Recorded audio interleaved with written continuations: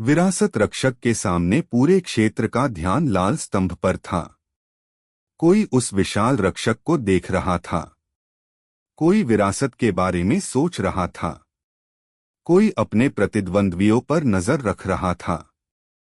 लेकिन किसी ने ध्यान नहीं दिया कि ध्रुवांत के गले में लटक रही पुरानी धातु पट्टिका अचानक गर्म होने लगी थी।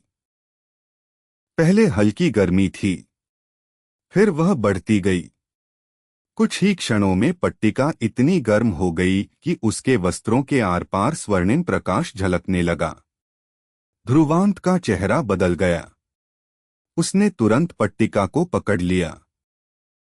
जैसे ही उसकी उंगलियां पट्टिका से टकराईं, एक प्राचीन कंपन उसके पूरे शरीर में फैल गया। उसके पैरों के नीचे की जमीन पर हजारों सूक्ष्म रून चमकने लगे। वे इतने पुराने थे कि सामान्य आंखें उन्हें देख ही नहीं सकती थीं। रुद्रवेन की आंखें अचानक फैल गईं। उन्होंने जमीन की ओर देखा। उनकी दशकों पुरानी अनुभवी दृष्टि ने तुरंत पहचान लिया कि यह कोई सामान्य रून मंडल नहीं था। यह राजवंश स्तर का स्थानांतरण मंडल था। ध्रुवांत, पीछे हटो! रुद्रवेन चिल्लाए। लेकिन बहुत देर हो चुकी थी। जमीन अचानक धंस गई।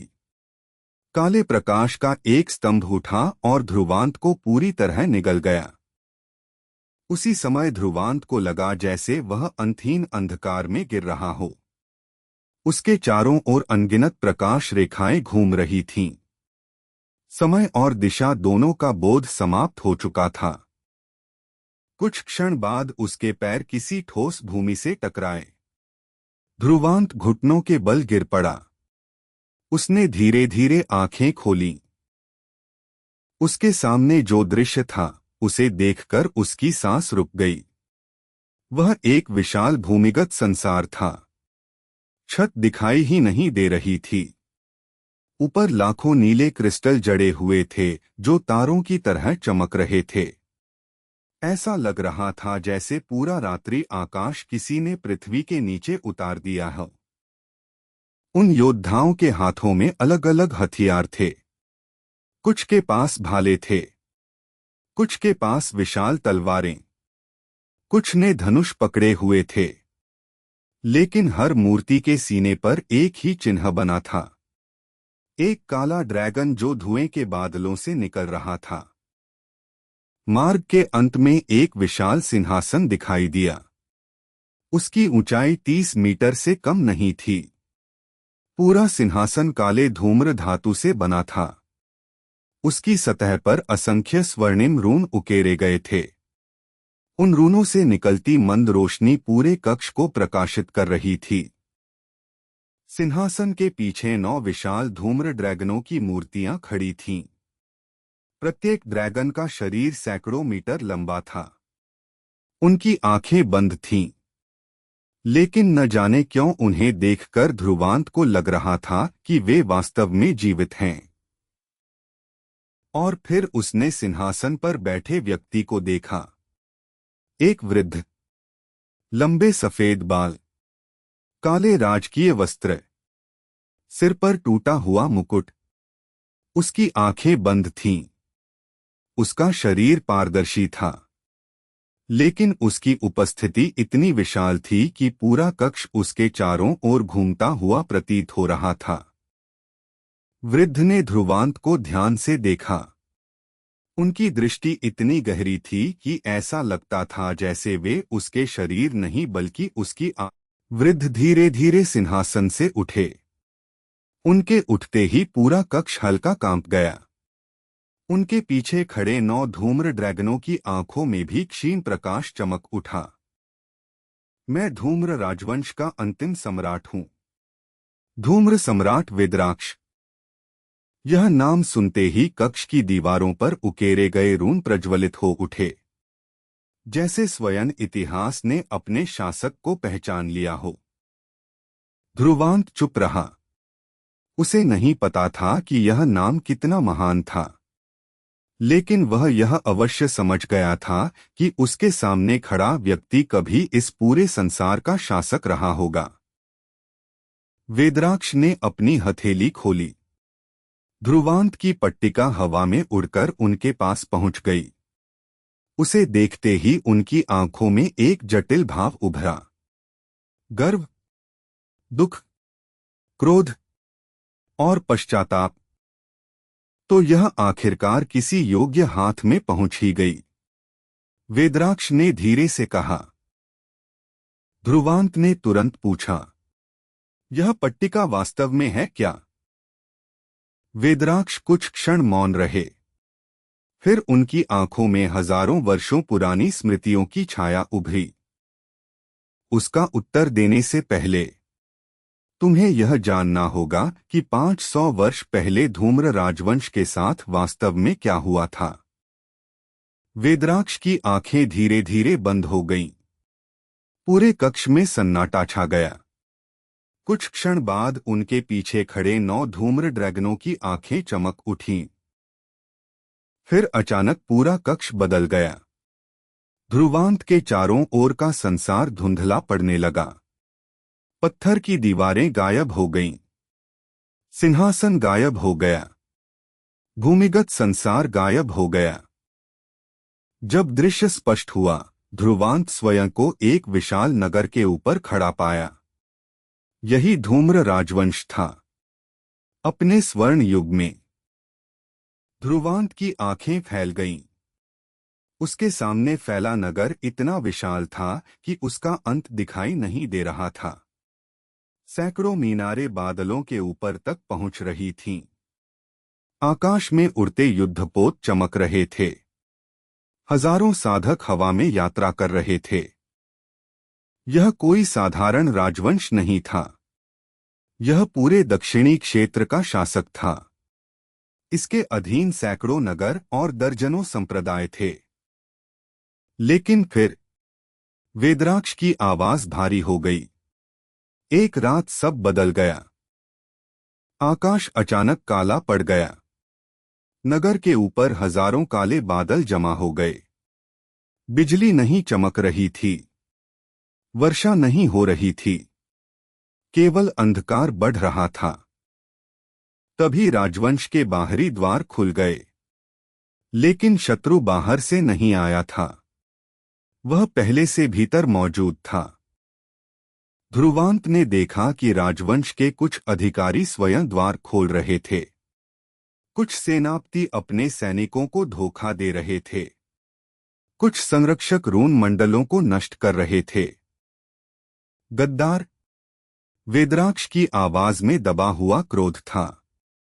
राजवंश को बाहर के शत्रुओं ने नहीं हराया। उसे भीतर के विश्वासघात ने घायल किया। फिर ध्रुवांत ने उन्हें देखा। काले वस्त्र, सर्प जैसे चिन्ह, काली ऊर्जा। हजारों साधक नगर में घुस रहे थे। काला नाग संप्रदाय। वेदराक्ष ने कहा, वे पहले वार करने वालों में थे। लेकिन वे अकेले नहीं थे। उनके पीछे और भी शक्तियां थीं। ऐसी शक्तियां जिनके नाम तक अब इतिहास से मिट चुके हैं। युद्ध शुरू हो गया। पूरा नगर आग में डूब गया। आकाश में उड़ते युद्धपोत टूटकर गिरने लगे। महल ढहने लगे।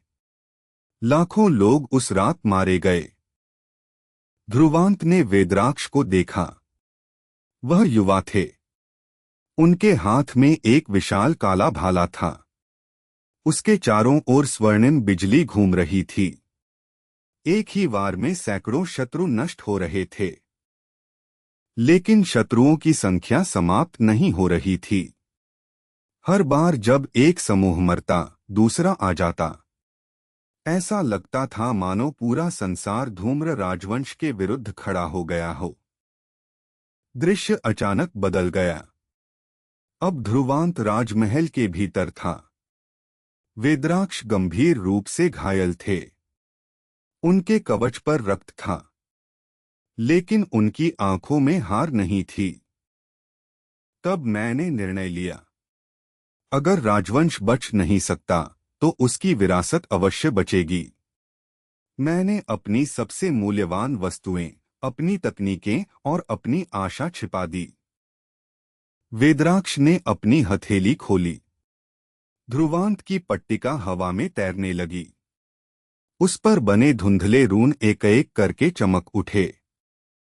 यह केवल नक्शा नहीं है, यह धूम्र राजवंश की उत्तराधिकार मुहर है। जिसके पास यह होगी वही मेरी विरासत तक पहुंच सकेगा। ध्रुवांत का चेहरा नहीं बदला। उसने केवल इतना पूछा, और यदि मुझे आपकी विरासत नहीं चाहिए तो? कुछ क्षणों के लिए पूरा कक्ष शांत हो गया। वेदराक्ष भी चुप रह गए। शायद 500 वर्षों में पहली बार किसी ने उनकी विरासत को ठुकराने की बात कही थी। मुझे पहले से ही बहुत समस्याएं हैं, ध्रुवांत बोला। मैं किसी मृत राजवंश के दुश्मन अपने सिर पर नहीं लेना चाहता। वेदराक्ष की आंखें फैल गईं। फिर अचानक वे हंस पड़े। उनकी हंसी पूरे कक्ष में गूंज उठी। अच्छा, बहुत अच्छा। 500 वर्षों में पहली बार कोई ऐसा मिला जो केवल खजाने देखकर घुटनों पर नहीं गिरा। फिर वेदराक्ष ने अपनी उंगली हवा में घुमाई। उनके पीछे का अंधकार अचानक फट गया। अंधकार के भीतर एक विशाल हथियार तैर रहा था। 8 फुट लंबा काला भाला। उसकी सतह पर स्वर्णिम रून बह रहे थे। नोक के पास धूम्र ड्रैगन का मुख बना था। उसके चारों ओर बिजली घूम रही थी। केवल उसे देखने मात्र से वातावरण भारी हो गया। धूम्र विनाश भाला, मेरी व्यक्तिगत युद्ध धरोहर। ध्रुवांत ने भाले की ओर देखा, फिर दूसरी ओर देखने का नाटक किया। मुझे नहीं चाहिए। वेदराक्ष कुछ क्षण उसे घूरते रहे। फिर उनके चेहरे पर रहस्यमयी मुस्कान उभरी। अच्छा, तो पहले मैं तुम्हें इसकी क्षमताएं दिखाता हूं। भूगर्भीय कक्ष में सन्नाटा छा गया। काले अंधकार के मध्य धूम्र विनाश भाला धीरे धीरे घूम रहा था। उसकी सतह पर बहते स्वर्णिम रून जीवित प्राणियों जैसे प्रतीत हो रहे थे। हर कुछ क्षणों में काली बिजली उसके चारों ओर चमक उठती। भाले के आसपास की जगह हल्की विकृत होने लगी, मानो उसकी उपस्थिति मात्र से ही स्थान कांप रहा हो। ध्रुवांत ने एक नजर डाली और फिर चेहरा दूसरी ओर घुमा लिया। मुझे नहीं चाहिए। वेदराक्ष कुछ पल तक उसे घूरते रहे, फिर धीरे से हंस पड़े। उन्होंने उंगली उठाई। धूम्र विनाश भाला अचानक गायब हो गया। अगले ही क्षण दूर खड़ा सैकड़ों मीटर ऊंचा काला पत्थर स्तंभ चमका। धड़ाम! पूरा भूमिगत संसार हिल उठा। लेकिन स्तंभ टूटा नहीं, बिखरा नहीं। वह पूरी तरह गायब हो गया। उस स्थान पर केवल एक काला शून्य बचा था जिसमें प्रकाश तक प्रवेश नहीं कर रहा था। धूम्र विनाश! वेदराक्ष की आवाज गूंजी। यह भाला केवल शरीर नहीं नष्ट करता, यह लक्ष्य की आत्मिक संरचना तक को चीर देता है। नायरा चीख पड़ी। आरव दौड़ा, लेकिन उनके पहुंचने से पहले ही जमीन फिर से बंद हो चुकी थी। वहां अब केवल टूटा हुआ पत्थर बचा था, मानो ध्रुवांत कभी वहां था ही नहीं। कक्ष के मध्य में एक काला मार्ग बना हुआ था। उसकी चौड़ाई 50 मीटर से अधिक थी। मार्ग के दोनों ओर सैकड़ों विशाल मूर्तियां खड़ी थीं। प्रत्येक मूर्ति कम से कम 20 मीटर ऊंची थी। वे सभी कवच पहने योद्धा थे जिनकी आंखों में अब भी हल्की स्वर्णिम चमक मौजूद थी। अचानक वृद्ध ने आंखें खोलीं। स्वर्णिम प्रकाश पूरे कक्ष में फैल गया। उसी क्षण सभी मूर्तियों ने अपने हथियार भूमि पर टिका दिए। ऐसा लग रहा था मानो पूरा भूमिगत संसार अपने शासक का अभिवादन कर रहा हो। ध्रुवांत का शरीर अनायास झुक गया। उसने ऐसा दबाव पहले कभी महसूस नहीं किया था। यह शक्ति नहीं थी, यह अधिकार था। ऐसा अधिकार जिसके सामने हजारों लोग स्वेच्छा से सिर झुका दें। कुछ क्षणों तक दोनों के बीच मौन रहा। फिर वृद्ध के चेहरे पर हल्की मुस्कान उभरी। 517 वर्ष। आखिरकार कोई यहां तक पहुंचा। ध्रुवांत ने गहरी सांस ली। आप कौन हैं? ध्रुवांत ने गंभीर चेहरा बनाए रखा। अच्छा है। फिर भी नहीं चाहिए। वेदराक्ष ने गहरी सांस ली। फिर उनके सामने हजारों स्वर्णिम पदचिन्ह प्रकट हो गए। पूरा आकाश चमक उठा। धूम्र स्वर्ग पद। मेरी सर्वोच्च गति कला। 1 कदम में 10 कदम की दूरी। पूर्ण साधना पर आकाश में चलना संभव। ध्रुवांत की भौं हल्की उठी। बस एक क्षण के लिए। फिर अचानक पूरा कक्ष अंधकार में डूब गया। सिंहासन के पीछे 9 विशाल धूम्र ड्रैगनों की छाया उभर आई। एक गर्जना हुई। केवल ध्वनि से ही ध्रुवांत का आत्मा सागर कांप उठा। धूम्र ड्रैगन दमन कला। मार्शल आत्माओं के लिए सर्वोच्च दमन तकनीक। कमजोर आत्माएं इसके सामने भय महसूस करेंगी। पहली बार ध्रुवांत पूरी तरह शांत हो गया।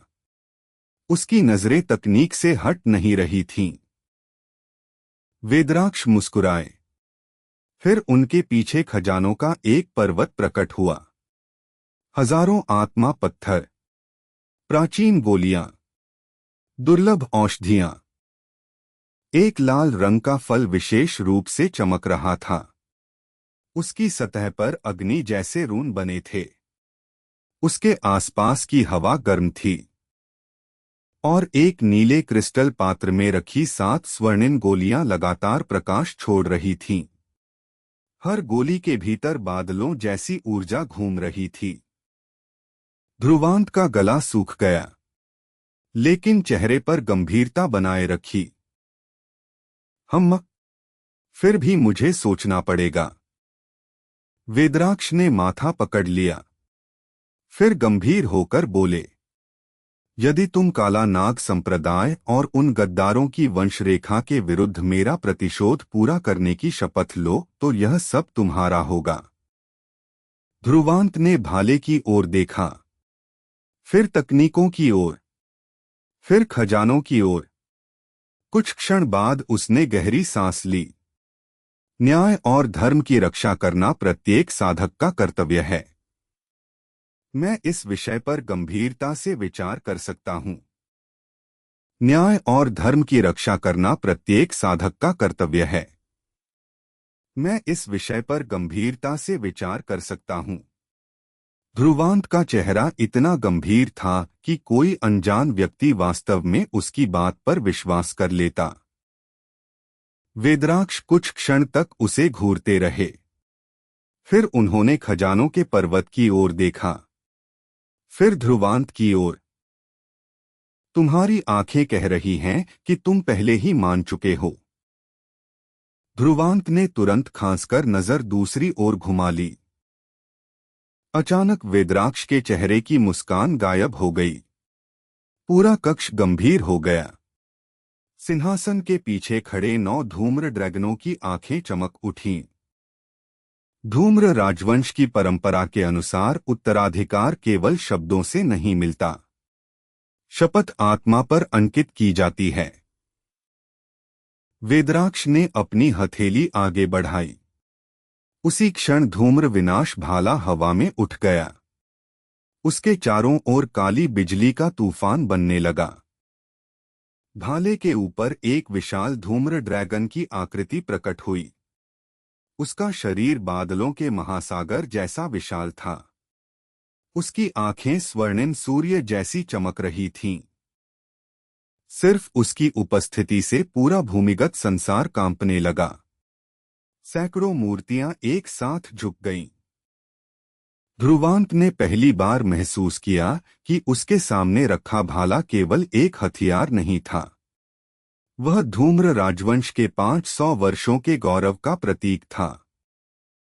वेदराक्ष की आवाज पूरे कक्ष में गूंजी।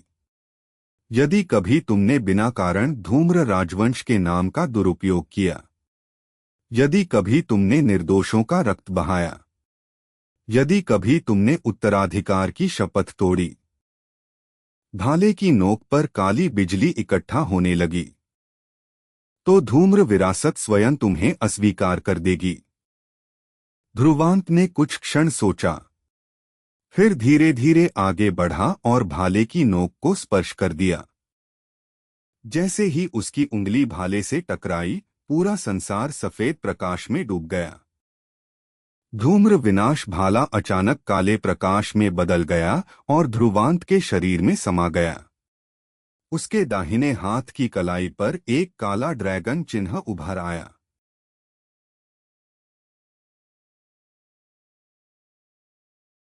उसी समय धूम्र स्वर्ग पद और धूम्र ड्रैगन दमन कला के असंख्य रून उसकी चेतना में प्रवाहित होने लगे। अनगिनत पद चिन्ह, हजारों रून, ड्रैगन गर्जनाएं, प्राचीन युद्ध दृश्य, सब उसकी आत्मा में अंकित होते चले गए। कुछ देर बाद सब शांत हो गया। ध्रुवांत भारी सांसें ले रहा था, लेकिन उसकी आंखों में अब पहले जैसी चमक नहीं थी। उनमें एक नई गहराई आ गई थी। वेदराक्ष संतोष से मुस्कुराए। अच्छा, अब से तुम केवल ध्रुवांत नहीं हो, तुम धूम्र राजवंश की विरासत के धारक हो। लेकिन याद रखो, यह पूरी विरासत नहीं है, यह केवल पहला द्वार है। राजवंश का वास्तविक खजाना अभी भी केंद्रीय महल की सबसे गहरी परत में बंद है।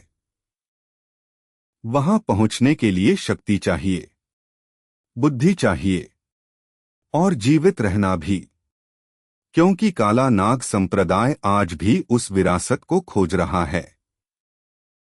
ध्रुवांत की आंखें सिकुड़ गईं। तो वे लोग केवल खंडहर के लिए नहीं आए हैं। वेदराक्ष ने सिर हिलाया। नहीं, वे उत्तराधिकार मुहर की तलाश में हैं, और अब वह तुम्हारे पास है।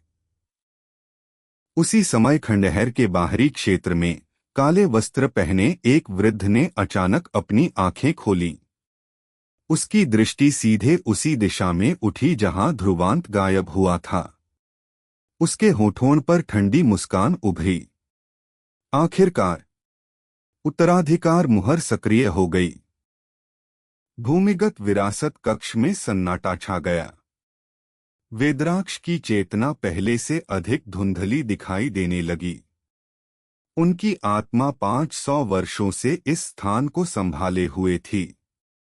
अब उत्तराधिकारी चुनने के बाद उनकी शक्ति तेजी से समाप्त हो रही थी। ध्रुवांत ने यह परिवर्तन तुरंत महसूस कर लिया। उसने पहली बार देखा कि वेदराक्ष के शरीर के किनारे छोटे छोटे प्रकाश कणों में बदलने लगे थे। वेदराक्ष मुस्कुराए। चिंता मत करो, मेरा कार्य बहुत पहले समाप्त हो चुका था, मैं केवल प्रतीक्षा कर रहा था।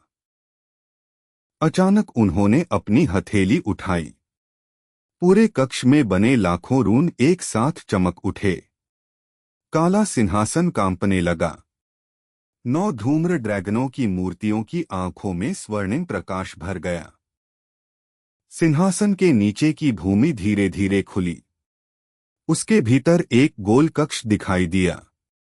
उस कक्ष के मध्य में एक काले रंग का धातु पात्र रखा था।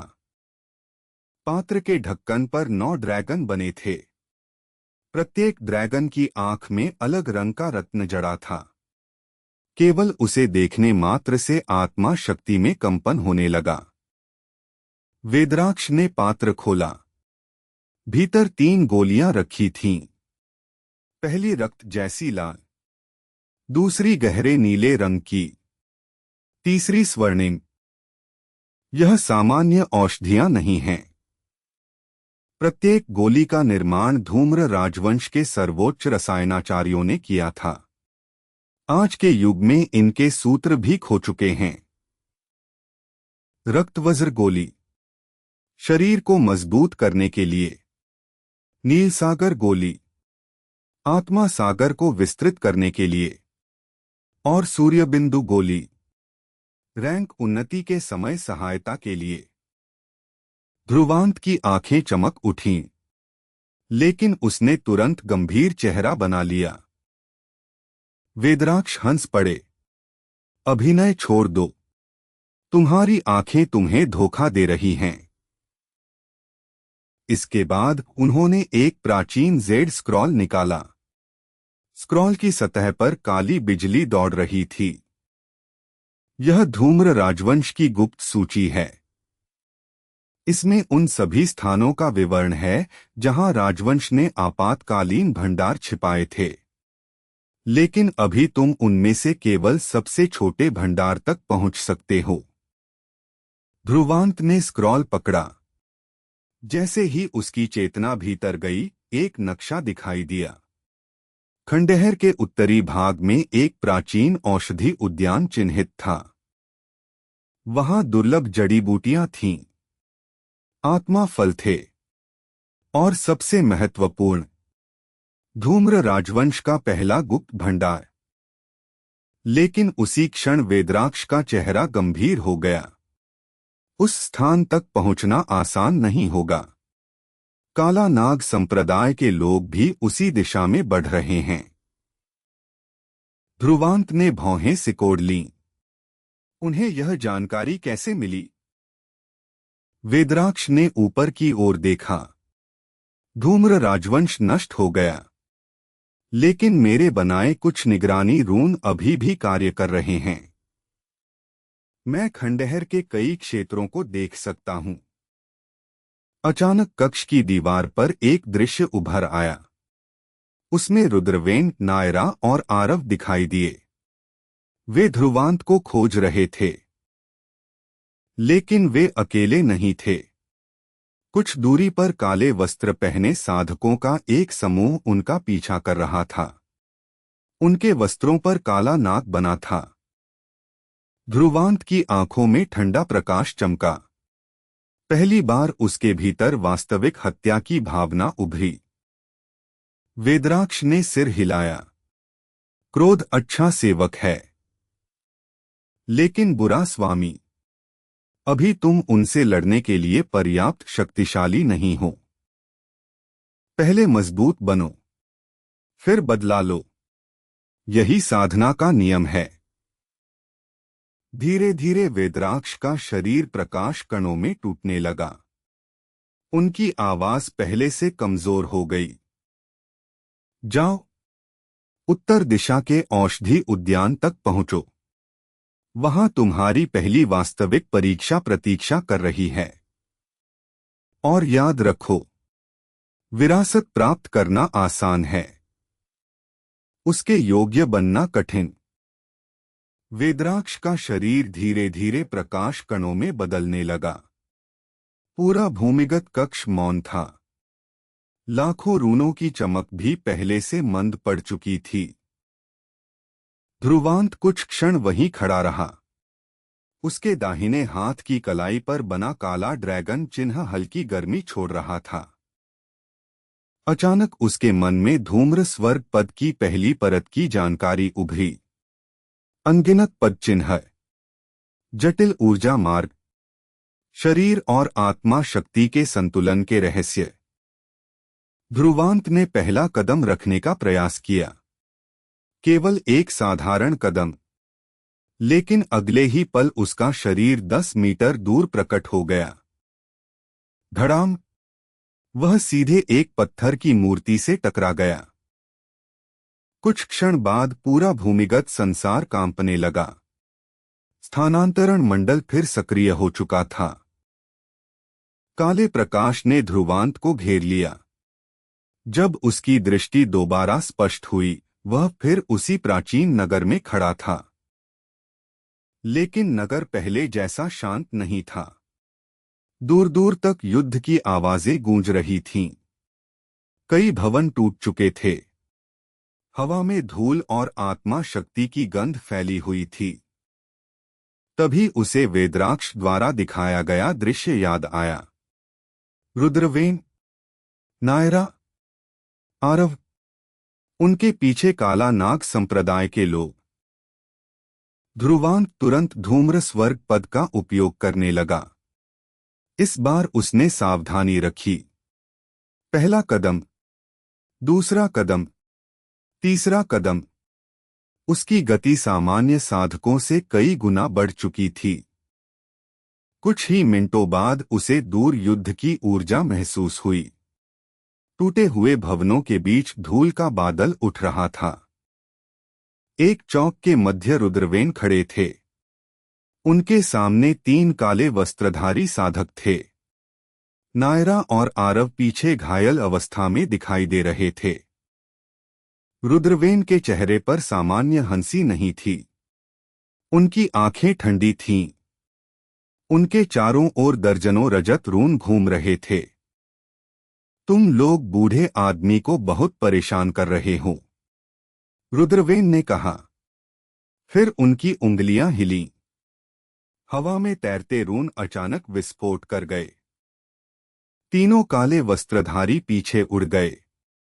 लेकिन उनमें से एक तुरंत खड़ा हो गया। उसकी आंखों में सर्प जैसी हरी चमक थी। हमें केवल वह लड़का चाहिए। वह यहां लौटेगा। हमारे ज्येष्ठ ने उसकी ऊर्जा पहचान ली है। रुद्रवेन की आंखें सिकुड़ गईं। उन्हें पहली बार समझ आया कि मामला साधारण नहीं है।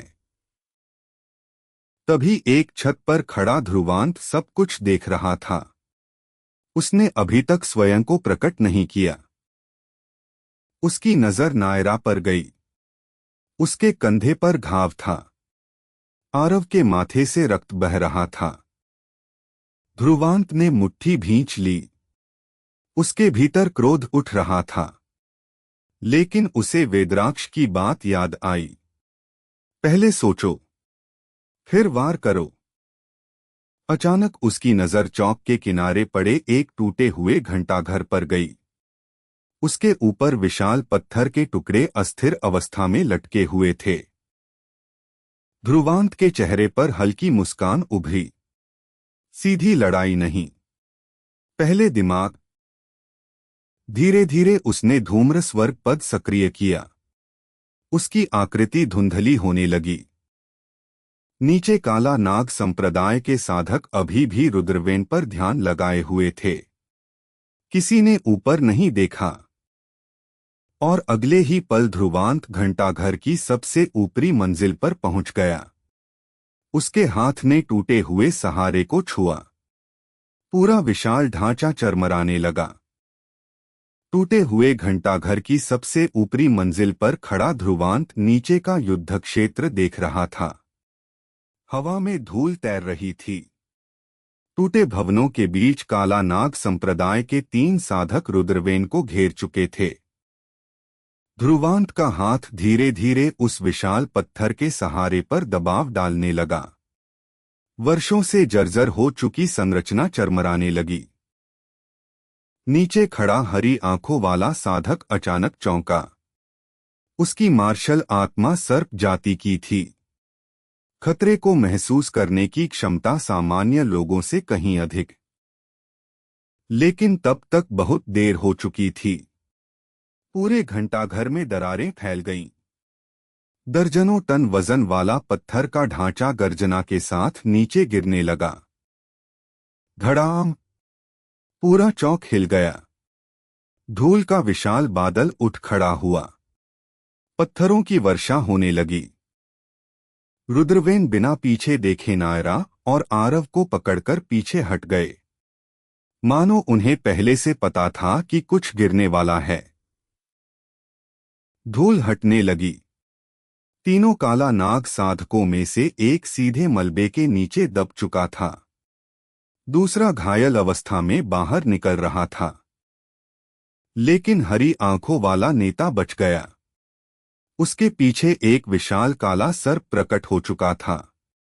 उसकी मार्शल आत्मा अब पूरी तरह सक्रिय थी।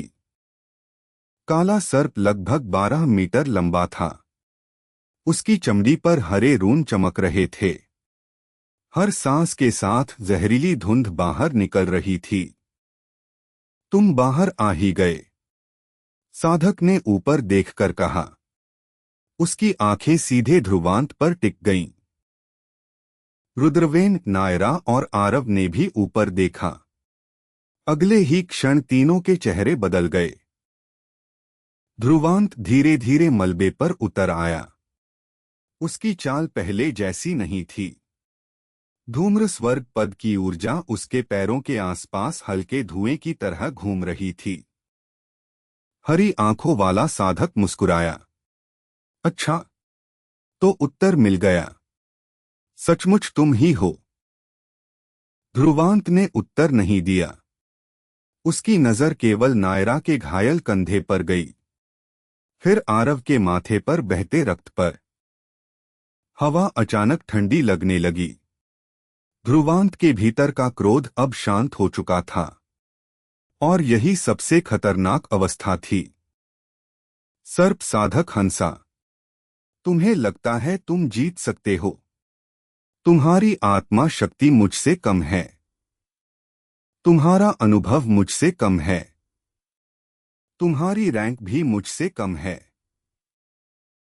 रुद्रवेन दूर खड़े मुस्कुराए।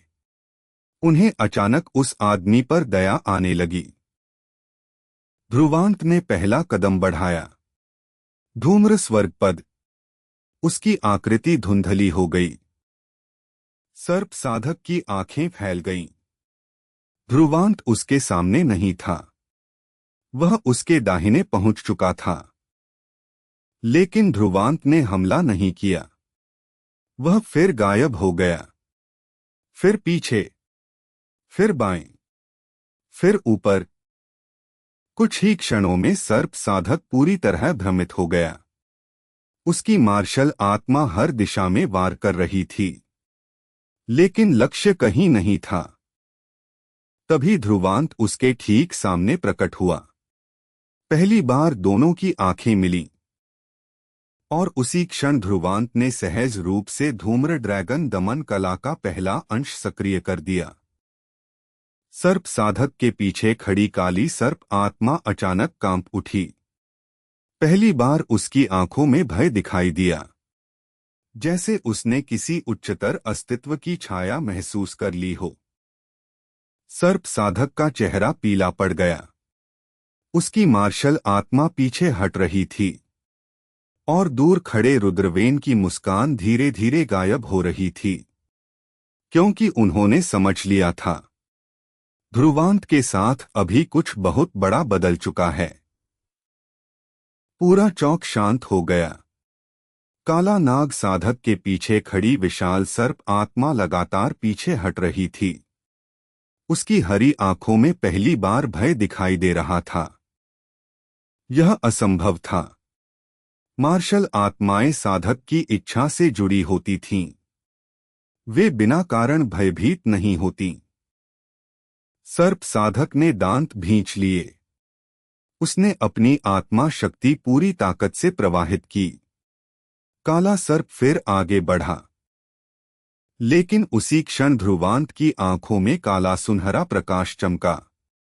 धूम्र ड्रैगन दमन कला का प्रभाव और गहरा हो गया। सर्प आत्मा ने एक दर्दभरी फुफकार छोड़ी और अचानक धुएं में बदलकर अपने साधक के भीतर लौट गई। पूरा क्षेत्र स्तब्ध रह गया। किसी ने पहले कभी किसी मार्शल आत्मा को भय के कारण पीछे हटते नहीं देखा था। सर्प साधक का चेहरा पीला पड़ गया। उसकी सबसे बड़ी शक्ति क्षण भर में निष्क्रिय हो चुकी थी। ध्रुवांत ने अवसर नहीं गंवाया। धूम्र स्वर्ग पद सक्रिय हुआ। उसका शरीर धुएं की लकीर बन गया। एक कदम, वह सामने पहुंच गया। दूसरा कदम, वह दाहिनी ओर था। तीसरा कदम, उसकी मुट्ठी सीधे सर्प साधक के सीने पर पड़ी। धड़ाम! साधक हवा में उछल गया और आधी टूटी हुई दीवार से टकराया। पत्थर बिखर गए। लेकिन ध्रुवांत यहीं नहीं रुका।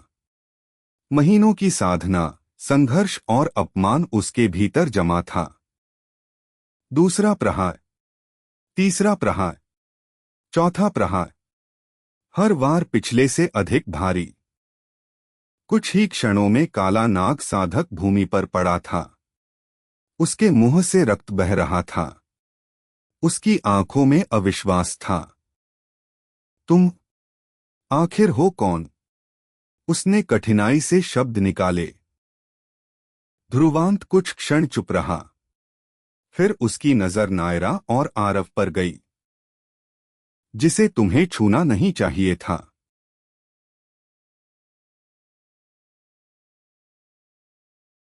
सर्प साधक बेहोश हो गया।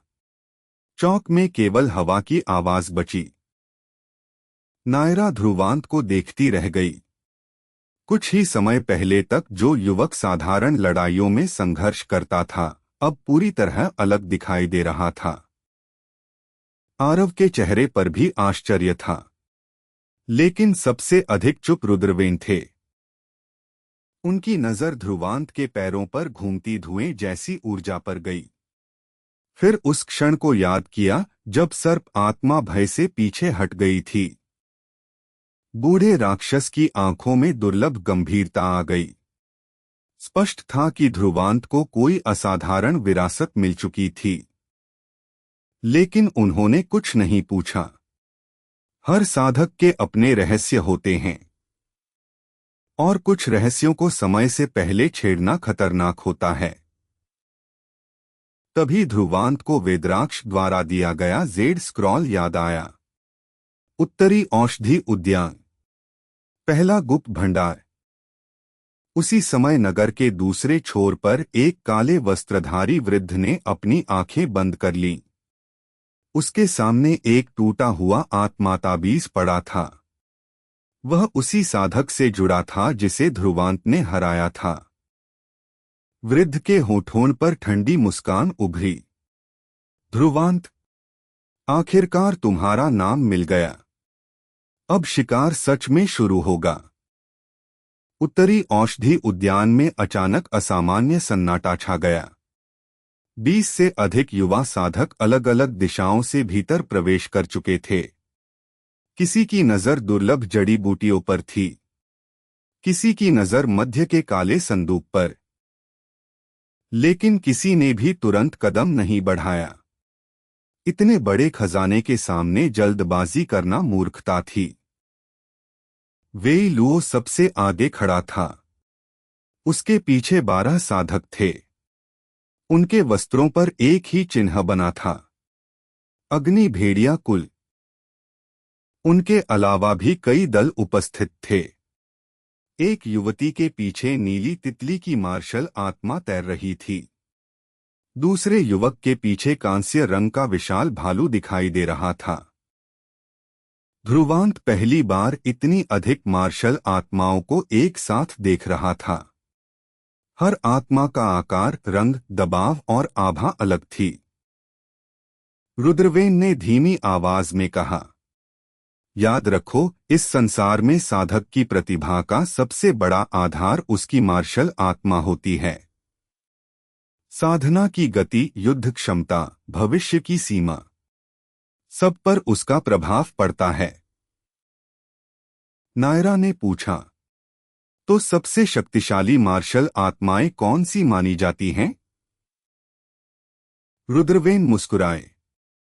ड्रैगन जाति, प्राचीन फीनिक्स, दिव्य तलवार आत्माएं, आकाशीय दैत्य, और कुछ ऐसी आत्माएं जिनका नाम तक इतिहास में नहीं बचा। उसी समय वेई लुओ की आवाज पूरे उद्यान में गूंज उठी। यह स्थान अग्नि भेड़िया कुल की निगरानी में रहेगा। जो भी खजाने के करीब आएगा, परिणाम स्वयं भुगतेगा। कई साधकों के चेहरे बदल गए, लेकिन किसी ने विरोध नहीं किया। वेई लुओ की शक्ति और उसके पीछे खड़े दल को सभी जानते थे। तभी भीड़ में से एक दुबला युवक आगे आया। उसके पीछे चांदी का बांस प्रकट हुआ। उसकी आंखें तीखी थीं। अगर हर खजाना तुम्हारे कुल का है तो बाकी लोग यहां घूमने आए हैं क्या? कुछ लोगों की हंसी निकल गई। वेई लुओ का चेहरा तुरंत ठंडा पड़ गया। अगले ही पल अग्नि भेड़िया आत्मा उसके पीछे प्रकट हुई। चारों ओर का तापमान बढ़ गया। जमीन पर पड़ी सूखी घास जलने लगी। लेकिन बाज आत्मा वाला युवक भी पीछे नहीं हटा। उसके पीछे का चांदी का बाज अपने विशाल पंख फैलाकर हवा में उठ गया। कुछ ही क्षणों में पूरा उद्यान दो शक्तिशाली आभाओं के दबाव से भर गया। कई कमजोर साधक पीछे हटने लगे। ध्रुवांत चुपचाप यह सब देख रहा था। उसकी नजर लड़ाई पर नहीं बल्कि औषधि उद्यान की संरचना पर थी। मध्य का पत्थर मंच, 8 रून स्तंभ, काला संदूक और उसके चारों ओर फैली अदृश्य ऊर्जा। वह जितना ध्यान से देखता गया उतना ही उसे महसूस हुआ कि संदूक के पास कुछ असामान्य है। वहां हवा स्थिर थी। पत्तियां नहीं हिल रही थीं। यहां तक कि उड़ते पराग कण भी उस क्षेत्र को छूते ही गायब हो रहे थे। ध्रुवांत की आंखें सिकुड़ गईं। यह कोई साधारण सुरक्षा व्यवस्था नहीं थी। उसी समय एक लालची साधक अचानक भीड़ से निकलकर सीधे संदूक की ओर दौड़ पड़ा। उसके हाथ ने अभी संदूक को छूना भी नहीं था कि 8 रून स्तंभ एक साथ चमक उठे। अगले ही पल आकाश से नीली बिजली गिरी।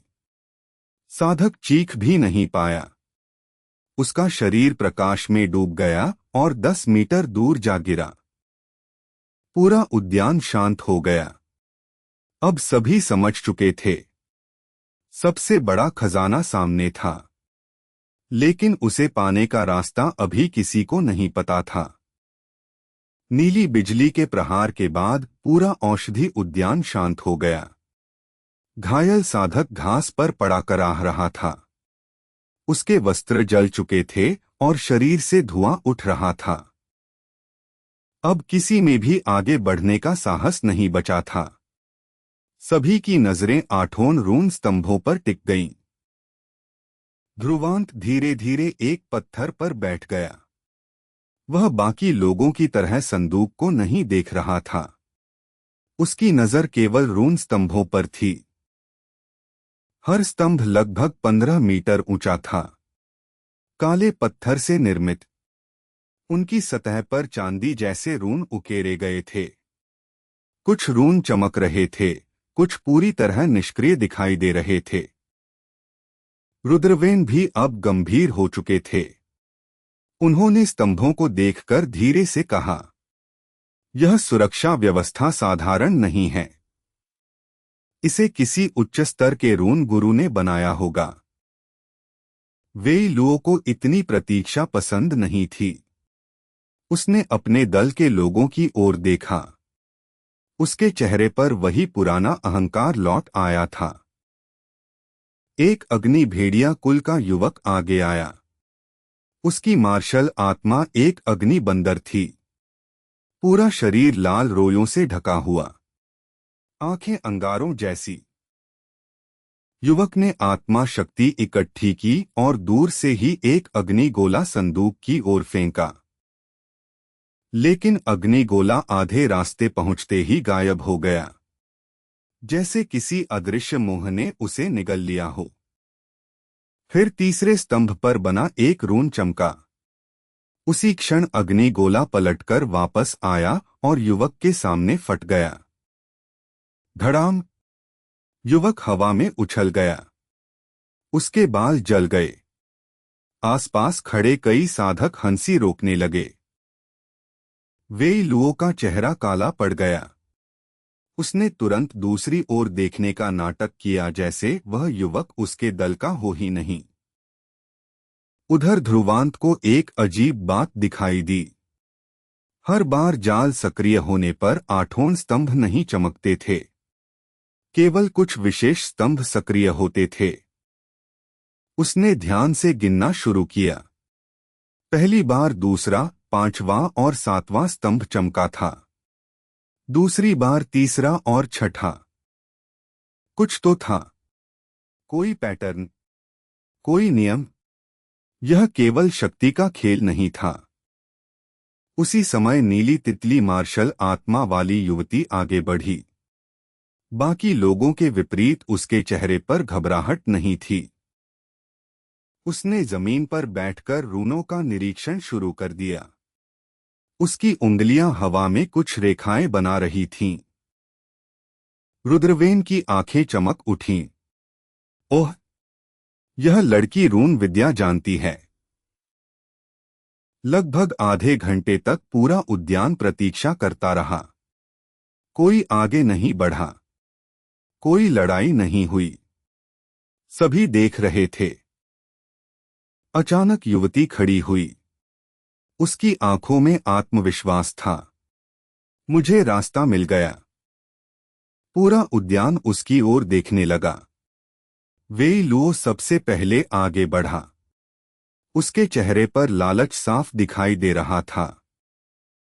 लेकिन ध्रुवांत के चेहरे पर कोई उत्साह नहीं था, बल्कि उसकी भौहें और सिकुड़ गईं, क्योंकि उसने अभी अभी सातवें स्तंभ के नीचे एक रून को बदलते हुए देखा था। वह रून पहले वहां नहीं था। मानो पूरा रून मंडल जीवित हो, मानो वह स्वयं सीख रहा हो, स्वयं बदल रहा हो। ध्रुवांत ने धीरे से सांस छोड़ी। शायद यह परीक्षा अभी शुरू ही हुई है। उद्यान में मौजूद सभी साधकों की नजर अब नीली तितली आत्मा वाली युवती पर थी। उसके चेहरे पर आत्मविश्वास भरी मुस्कान थी। मैंने रून मंडल का नियम समझ लिया है, युवती ने शांत स्वर में कहा। यदि सही मार्ग पर चला जाए तो बिना किसी खतरे के संदूक तक पहुंचा जा सकता है। यह सुनते ही कई साधकों की आंखें चमक उठीं। कुछ ने तो पहले ही आगे बढ़ने की तैयारी शुरू कर दी। वेई लुओ सबसे पहले आगे आया। उसकी अग्नि भेड़िया आत्मा उसके पीछे गर्व से खड़ी थी। यदि मार्ग सचमुच सुरक्षित है तो मैं सबसे पहले जाऊंगा, उसने घोषणा की। लेकिन ध्रुवांत वहीं खड़ा रहा। उसकी नजर सातवें स्तंभ पर जमी हुई थी। कुछ क्षण पहले जो रून बदला था वह अब फिर बदल चुका था। उसकी रेखाएं धीरे धीरे खिसक रही थीं। रुद्रवेन ने ध्रुवांत के चेहरे की ओर देखा। क्या हुआ? कुछ गलत है? ध्रुवांत ने उत्तर देने से पहले पूरे क्षेत्र का निरीक्षण किया। फिर धीमे स्वर में बोला, वह मार्ग अब सही नहीं है। रुद्रवेन की आंखें सिकुड़ गईं। तुम्हें यकीन है?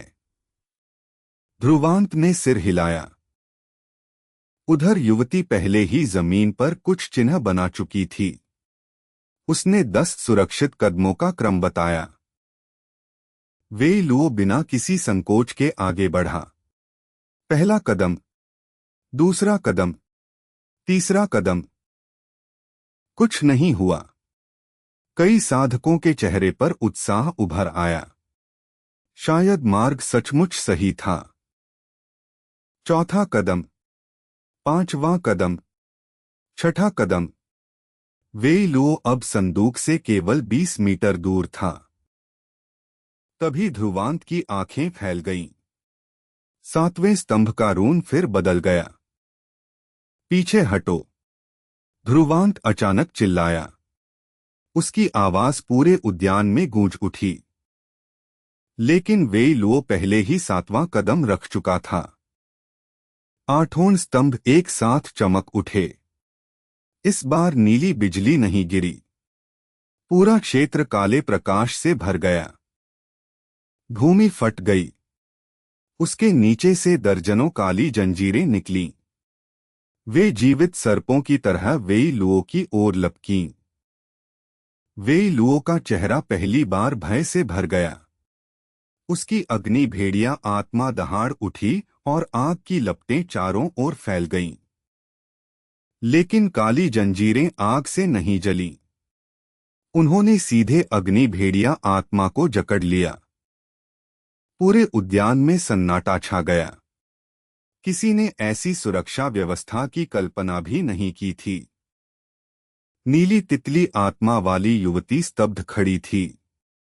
उसका निकाला हुआ मार्ग सही था, लेकिन केवल आधे घंटे पहले।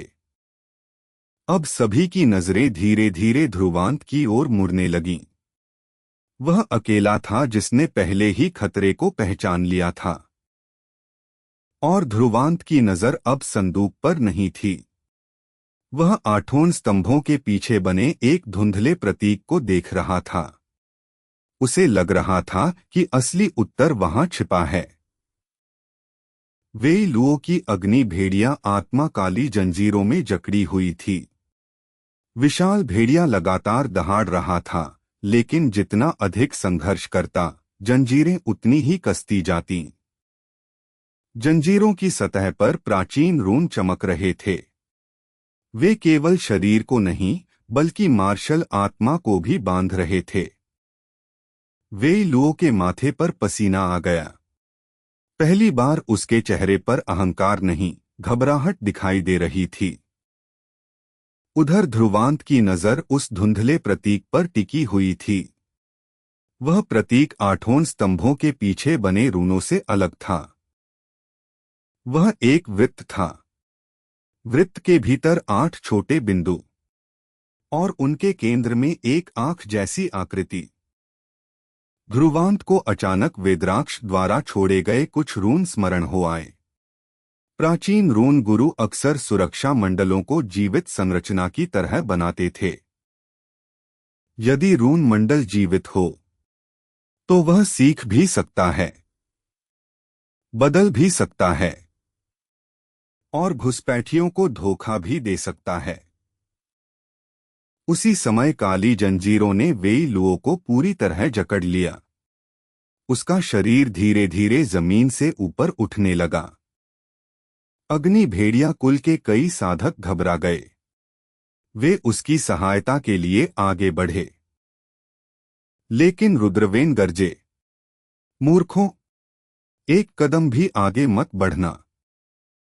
जैसे ही एक युवक ने सीमा पार करने की कोशिश की, चौथे स्तंभ से बिजली निकली और उसके पैरों के सामने भूमि फट गई। अब कोई भी हिलने की हिम्मत नहीं कर रहा था। ध्रुवांत धीरे धीरे उस पत्थर मंच के चारों ओर घूमने लगा। उसकी चाल धीमी थी। वह हर रून, हर दरार, हर प्रतीक को देख रहा था। कुछ देर बाद उसे एक और बात दिखाई दी। आठों स्तंभों के आधार पर अलग अलग पशुओं की आकृतियां बनी थीं। भेड़िया, बाज, सर्प, भालू, तितली, हिरण, बाघ और ड्रैगन। ध्रुवांत का हृदय एक पल को रुक गया। ड्रैगन वाली आकृति बाकी सभी से अलग थी। उस पर धूल नहीं जमी थी।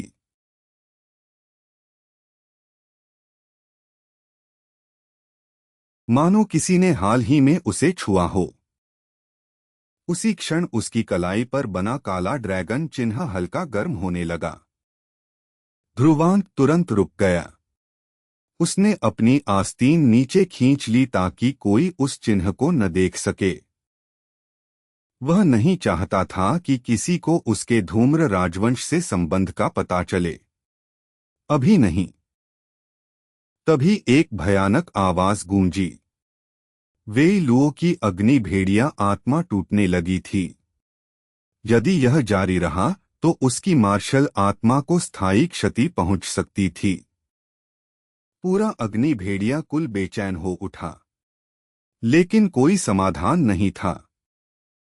रुद्रवेन की नजर ध्रुवांत पर गई। बूढ़े की आंखों में हल्की मुस्कान उभरी। शायद इस लड़के ने कुछ देख लिया है। लेकिन ध्रुवांत अभी भी चुप था। वह जल्दबाजी नहीं कर रहा था। वह पूरा नियम समझना चाहता था। और तभी ड्रैगन वाले स्तंभ के नीचे का रून पहली बार चमका। केवल एक पल के लिए। लेकिन वह संकेत पर्याप्त था। ध्रुवांत समझ गया कि संदूक तक पहुंचने का मार्ग शक्ति से नहीं, पहचान से खुलेगा। ड्रैगन वाले स्तंभ के नीचे का रून केवल एक पल के लिए चमका था। लेकिन ध्रुवांत के लिए वह पल पर्याप्त था। अब उसकी नजर पूरे रून मंडल पर नहीं थी, केवल ड्रैगन स्तंभ पर थी। उधर वेई लुओ की स्थिति लगातार खराब होती जा रही थी। काली जंजीरें उसकी अग्नि भेड़िया आत्मा से ऊर्जा खींच रही थीं। अग्नि भेड़िया आत्मा का आकार पहले से छोटा हो चुका था। उसकी दहाड़ भी कमजोर पड़ने लगी थी। अगर यह कुछ और देर चला तो उसकी मार्शल आत्मा की जड़ ही क्षतिग्रस्त हो सकती थी। पूरे उद्यान में मौजूद प्रतिभाशाली युवा अब बेचैन थे। खजाना सामने था, लेकिन कोई आगे नहीं बढ़ पा रहा था। तभी ध्रुवांत धीरे धीरे ड्रैगन स्तंभ के निकट पहुंचा। उसके कदम बेहद सावधान थे। उसने किसी रून को नहीं छुआ, किसी ऊर्जा को नहीं छेड़ा। जैसे ही वह स्तंभ के पास पहुंचा, उसकी कलाई पर बना काला ड्रैगन चिन्ह फिर गर्म हो उठा। ध्रुवांत का हृदय तेज धड़कने लगा। उसने तुरंत आस्तीन कसकर पकड़ ली। नहीं, अभी किसी को यह नहीं पता चलना चाहिए। तभी उसकी नजर स्तंभ के आधार पर बने छोटे से खांचे पर गई। वह धूल से भरा हुआ था, जैसे वर्षों से किसी ने उसे देखा ही न हो। ध्रुवांत झुका। खांचे के भीतर एक प्राचीन लिपि उकेरी हुई थी। रक्त नहीं, शक्ति नहीं, पहचान। ध्रुवांत की आंखें सिकुड़ गईं। यही कारण था, यही नियम था। यह रून मंडल घुसपैठियों को रोकने के लिए नहीं बनाया गया था। यह उत्तराधिकारी को पहचानने के लिए बनाया गया था। लेकिन यदि वह अभी पहचान दिखा देता तो पूरा उद्यान उसके पीछे पड़ जाता। वेई लुओ, अग्नि भेड़िया कुल, अन्य प्रतिभाएं और शायद छिपे हुए काला नाग साधक भी। ध्रुवांत ने तुरंत निर्णय लिया। वह संदूक अभी नहीं खोलेगा। उसी समय वेई लुओ दर्द से चिल्लाया। उसकी मार्शल आत्मा की गर्दन पर दरारें दिखाई देने लगी थीं। ध्रुवांत ने गहरी सांस ली। चाहे वह कितना भी घमंडी क्यों न हो, उसकी मार्शल आत्मा नष्ट होना पूरे क्षेत्र के लिए बड़ी घटना बन सकती थी। वह अचानक आगे बढ़ा और ऊंची आवाज में बोला, अगर मैं उसे बचा दूं तो बदले में क्या मिलेगा? पूरा उद्यान उसकी ओर देखने लगा। रुद्रवेन ने माथा पकड़ लिया। नायरा ने आंखें घुमा लीं। आरव हंसी रोकने लगा। और दूर जंजीरों में फंसा वेई लुओ लगभग खून उगलते हुए चिल्लाया, पहले बचा तो लो फिर सौदा कर लेना। पहले बचा तो लो फिर सौदा कर लेना। वेई लुओ लगभग खून उगलते हुए चिल्लाया। ध्रुवांत ने गंभीर चेहरा बनाए रखा। नहीं, यह बहुत महत्वपूर्ण व्यावसायिक सिद्धांत है। पहले मूल्य तय होता है, फिर सेवा दी जाती है। पूरा उद्यान कुछ क्षणों के लिए शांत हो गया। कई साधकों को समझ नहीं आया कि वे हंसे या गुस्सा करें। उधर वेई लुओ की अग्नि भेड़िया आत्मा की एक और दरार टूट गई। उसकी दहाड़ दर्दभरी कराह में बदल गई। अग्नि भेड़िया कुल के एक वृद्ध संरक्षक आगे आए। यदि तुम सच में उसे बचा सकते हो तो हमारा कुल तुम्हारा ऋणी रहेगा। ध्रुवांत ने तुरंत सिर हिला दिया। नहीं, ऋणी रहना बहुत अस्पष्ट शब्द है। मुझे कुछ ठोस चाहिए। रुद्रवेन अब खुलकर हंस रहे थे। नायरा ने दोनों हाथों से चेहरा ढक लिया। आखिरकार समझौता हुआ। अग्नि भेड़िया कुल भविष्य में ध्रुवांत पर एक उपकार का ऋण स्वीकार करेगा। समझौता होते ही ध्रुवांत का चेहरा बदल गया। उसकी आंखों में फिर वही गंभीरता लौट आई। वह धीरे धीरे ड्रैगन स्तंभ की ओर बढ़ा। इस बार उसकी चाल पहले से अधिक सावधान थी। जैसे ही वह स्तंभ के पास पहुंचा, उसकी कलाई पर बना काला चिन्ह फिर गर्म हो गया। लेकिन उसने तुरंत हाथ पीछे कर लिया। ध्रुवांत को अब एक बात स्पष्ट हो चुकी थी। रून मंडल उत्तराधिकारी को पहचानता है, लेकिन पहचान पूरी तरह प्रकट किए बिना भी उसे प्रभावित किया जा सकता है। उसने स्तंभ के आधार पर बने ड्रैगन की आंख को हल्के से स्पर्श किया। एक क्षण के लिए कुछ नहीं हुआ। फिर ड्रैगन की आंख में हल्की सुनहरी चमक उभरी। उसी समय वेई लुओ को जकड़े हुए काली जंजीरों की पकड़ थोड़ी ढीली हो गई। पूरा उद्यान चौंक उठा। किसी ने समझा नहीं कि ध्रुवांत ने आखिर किया क्या है। लेकिन ध्रुवांत जानता था कि यह पर्याप्त नहीं है। केवल एक स्तंभ प्रतिक्रिया दे रहा था। बाकी 7 अभी भी सक्रिय थे। तभी उसकी नजर 8वें स्तंभ पर गई। वहां बाघ की आकृति बनी थी। फिर सर्प, फिर बाज, फिर तितली। अचानक उसके मन में एक विचार कौंधा।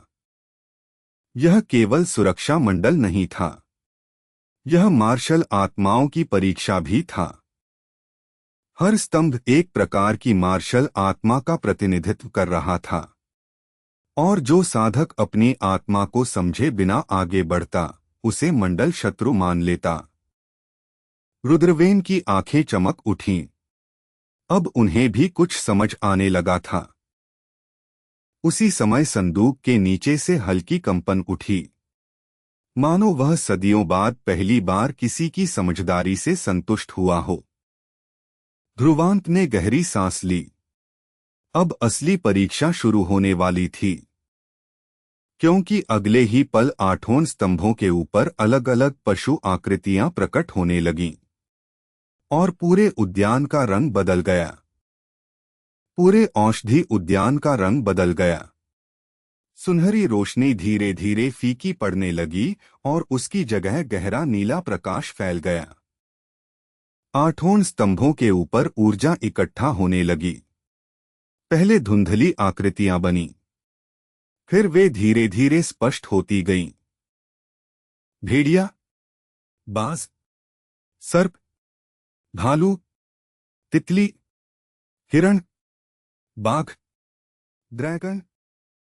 हर आकृति 20 मीटर से अधिक ऊंची थी। वे वास्तविक नहीं थीं, लेकिन उनका दबाव वास्तविक था। कमजोर साधकों के चेहरे पीले पड़ गए। कुछ लोगों को सांस लेने में भी कठिनाई होने लगी। अचानक मध्य का काला संदूक कांप उठा। उसकी सतह पर जमी सदियों पुरानी धूल हवा में उड़ गई। फिर एक प्राचीन आवाज पूरे उद्यान में गूंजी।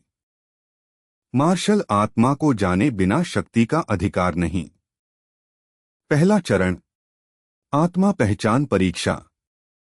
जैसे ही शब्द समाप्त हुए, 8 पशु आकृतियों की आंखें चमक उठीं। वेई लुओ को जकड़े हुए काली जंजीरें अचानक टूट गईं। वह जमीन पर गिर पड़ा और जोर जोर से सांस लेने लगा। लेकिन अब किसी का ध्यान उस पर नहीं था। सभी की नजरें आकाश में बनी विशाल आकृतियों पर थीं। अचानक भालू स्तंभ के ऊपर खड़ी आकृति से एक प्रकाश किरण निकली। किरण सीधे उस युवक पर गिरी जिसकी मार्शल आत्मा कांस्य भालू थी। युवक चौंक गया। अगले ही क्षण उसकी मार्शल आत्मा स्वयं बाहर आ गई। विशाल कांस्य भालू हवा में गर्जना करने लगा। उसकी चमड़ी पर धातु जैसी चमक थी। उसके पंजे तलवारों जैसे नुकीले थे। भालू आकृति और मार्शल आत्मा कुछ क्षण तक एक दूसरे को देखते रहे। फिर आकाश में बना विशाल भालू सिर हिलाकर पीछे हट गया। योग्य प्राचीन आवाज फिर गूंजी। पूरा उद्यान समझ गया। परीक्षा का उद्देश्य लड़ना नहीं था, अपनी मार्शल आत्मा की प्रकृति को स्वीकार करना था। तभी दूसरी किरण निकली। इस बार वह नीली तितली आत्मा वाली युवती पर गिरी। एक के बाद एक प्रतिभाशाली युवा चुने जाने लगे। कोई सफल हुआ, कोई असफल। असफल होने वालों को पीछे धकेल दिया जाता। धीरे धीरे सभी की बारी आने लगी। वेई लुओ भी चुना गया। उसकी अग्नि भेड़िया आत्मा घायल थी, फिर भी उसने परीक्षा किसी तरह पार कर ली। फिर अचानक पूरा उद्यान शांत हो गया, क्योंकि अब आकाश में बना ड्रैगन पहली बार हिला था। उसकी सुनहरी आंखें धीरे धीरे ध्रुवांत की ओर मुड़ रही थीं। पूरा औषधि उद्यान शांत हो गया। हवा रुक गई। पेड़ों की पत्तियां स्थिर हो गईं। यहां तक कि तैरते पराग कण भी हवा में जम गए। आकाश में बना विशाल ड्रैगन धीरे धीरे सिर घुमा रहा था। उसकी सुनहरी आंखें सीधे ध्रुवांत पर टिकी हुई थीं। बाकी 7 पशु आकृतियां स्थिर थीं। केवल ड्रैगन सक्रिय था। ध्रुवांत के भीतर चेतावनी की घंटियां बस उठीं। यदि कुछ असामान्य हुआ तो सबकी नजर उसी पर टिक जाएगी। उधर रुद्रवेन की आंखों में भी गंभीरता आ गई। उन्हें स्पष्ट महसूस हो रहा था कि यह सामान्य चयन नहीं है। अचानक ड्रैगन की आंखों से सुनहरी रोशनी निकली। पूरा उद्यान चमक उठा। सभी ने सोचा कि किरण ध्रुवांत पर गिरेगी, लेकिन अंतिम क्षण में वह उसके बगल की खाली भूमि पर आ गिरी। ध्रुवांत ने भीतर ही भीतर राहत की सांस ली। ऐसा लगा जैसे रून मंडल ने कुछ महसूस तो किया, लेकिन पूरी पहचान नहीं कर पाया। तभी भूमि पर गिरा प्रकाश एक गोल मंडल में बदल गया। उसके भीतर दर्जनों प्राचीन रून घूमने लगे। प्राचीन आवाज फिर गूंजी। विशेष परीक्षा आरंभ। पूरा उद्यान स्तब्ध रह गया। अब तक किसी अन्य मार्शल आत्मा को विशेष परीक्षा नहीं मिली थी। वेई लुओ का चेहरा कड़वा हो गया। उसने अपनी घायल अग्नि भेड़िया आत्मा को देखकर मुट्ठियां भींच लीं। प्रकाश मंडल के भीतर धीरे धीरे 8 छायाएं प्रकट हुईं। भेड़िया, बाज, सर्प, भालू, तितली, हिरण, बाघ, ड्रैगन। लेकिन ये पहले वाली विशाल आकृतियां नहीं थीं। ये केवल 1 मीटर ऊंची ऊर्जा प्रतिमाएं थीं। प्राचीन आवाज बोली, मार्शल आत्मा का सार क्या है?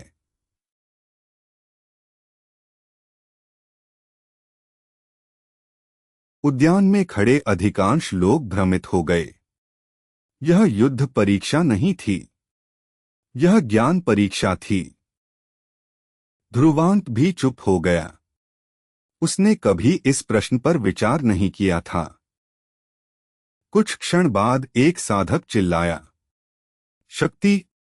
मार्शल आत्मा का सार शक्ति है। तुरंत सर्प प्रतिमा की आंख चमकी। लाल प्रकाश निकला। गलत। दूसरे ने कहा, युद्ध। तीसरे ने कहा, प्रतिभा। चौथे ने कहा, वंश। हर उत्तर अस्वीकार कर दिया गया। ध्रुवांत की नजर धीरे धीरे 8 प्रतिमाओं पर घूमी। हर प्राणी अलग था। शक्ति अलग, स्वभाव अलग, मार्ग अलग। फिर उसे रुद्रवेन की एक पुरानी बात याद आई। साधक अपनी मार्शल आत्मा को नहीं चुनता, लेकिन महान साधक उसे समझना सीखता है। ध्रुवांत ने सिर उठाया। उसके होंठ खुले। शायद मार्शल आत्मा का सार शक्ति नहीं बल्कि स्वयं को जानना है। ध्रुवांत की आवाज पूरे औषधि उद्यान में गूंज उठी। शायद मार्शल आत्मा का सार शक्ति नहीं बल्कि स्वयं को जानना है। उत्तर देने के बाद वह शांत खड़ा रहा। उसने स्वयं भी नहीं सोचा था कि उसके मुंह से ऐसे शब्द निकलेंगे। पूरा उद्यान मौन हो गया। कोई हंसा नहीं, कोई बोला नहीं।